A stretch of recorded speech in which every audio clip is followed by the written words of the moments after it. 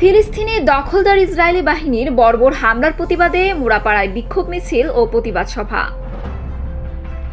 রূপগঞ্জ প্রতিনিধি ফরহাদ হোসেনের পাঠানো তথ্য ভিডিও চিত্রে দেখুন বিস্তারিত।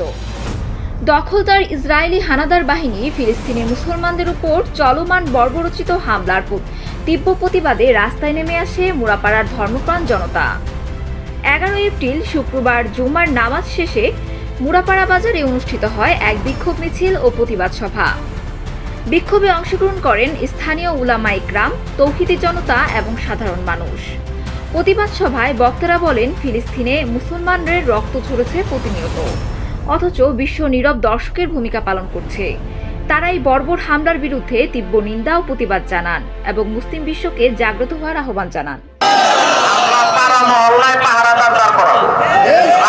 রাস্তায় চকি বসাবো। ইসরায়েলি পণ্যের কোন গাড়ি যদি এই এলাকাতে প্রবেশ করে আমরা যথাযথ ব্যবস্থা নেব। নাম্বার 4, আগামীকাল 12 এপ্রিল বিকেল 3টায় ঢাকার শাহবাগ থেকে সোহরাওয়ার্দী উদ্যান অভিমুখে আয়োজিত মার্চ ফর গাজাতে অংশগ্রহণ করার সর্বাত্মক চেষ্টা করা।